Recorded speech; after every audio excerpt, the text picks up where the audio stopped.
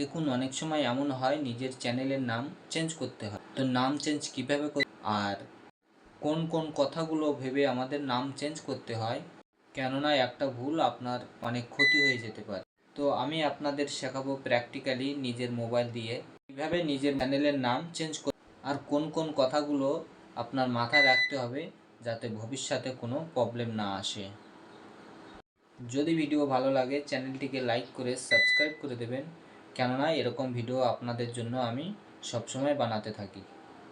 আর পলিসির কথাটা বলে রাখি, 90 দিনে আপনারা 3 বার চেঞ্জ করতে পারবেন।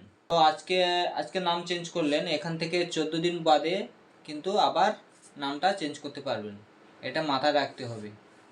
তো বেশি কথা না বাড়িয়ে চলুন দেখে নেওয়া যাক কিভাবে নিজের মোবাইল দিয়ে নিজের চ্যানেলের নাম চেঞ্জ করতে হয়। তো আমরা চলে আসলাম নিজের মোবাইল স্ক্রিনে।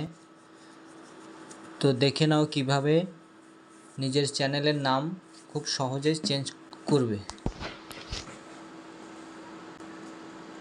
তো আমরা সবার প্রথমে চলে যাব নিজের ইউটিউব চ্যানেলে গিয়ে আমার যেহেতু অন্য আরও 3টে চ্যানেল রয়েছে, তার কারণে আমি সেটাকে চেঞ্জ করে নেব। আমি 3 নম্বর চ্যানেলটির নাম চেঞ্জ করতে চাই। তো যেহেতু উপরেরটা সিলেক্ট আছে তার জন্য আমি নিচেরটাকে সিলেক্ট করে নিলাম। সিলেক্ট করে নেওয়ার পরে এরকম একটা পেজ চলে আসবে। পেজ আসার পরে আমি কিন্তু লোগোটাতে ক্লিক করে দিলাম। লোগোটাতে ক্লিক করার সাথে সাথে এরকম একটা পেজ খুলে চলে আসবে। আমাকে কিন্তু এডিট চ্যানেলে ক্লিক করে এরকম একটা পেজ খুলে যাবে। আর উপরের দিকে দেখো তোমরা, এখানটাতে কিন্তু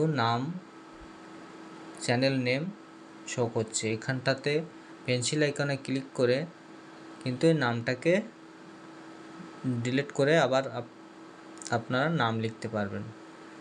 হ্যান্ডেলটাকে কিন্তু অটোমেটিকলি চেঞ্জ হয়ে যায়। যদি 14 দিন ওভার হয়ে যায় তাহলে কিন্তু হ্যান্ডেলটা অটোমেটিকলি চেঞ্জ হয়ে যায়। তবে একটা কথা মাথায় রাখতে হবে, ওই নামে অন্য কোনো চ্যানেল যদি থেকে থাকে তাহলে কিন্তু সেটা কার্যকারী হবে না। সেটা কিন্তু আপনাকে আগের থেকে রিসার্চ করে নিতে হবে যে এই নামের কোনো চ্যানেল রয়েছে কিনা। তো এরকম আমি একটা নাম দিয়ে দিলাম। আমি কিন্তু এই নামটা রেখে দিলাম। নামটা দিয়ে আমি কিন্তু সেভ করে দিলাম। সেভ করে দেওয়ার পরে এরকম ইন্টারফেস চলে আসবে। আসার পরে কিন্তু তোমরা এইভাবে সেভটা করে নিতে পারবে।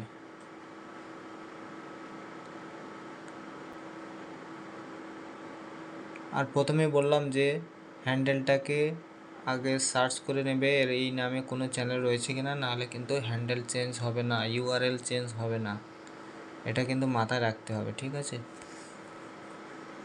তো আজকের মতো টাটা, চলো দেখা হচ্ছে পরের ভিডিওতে।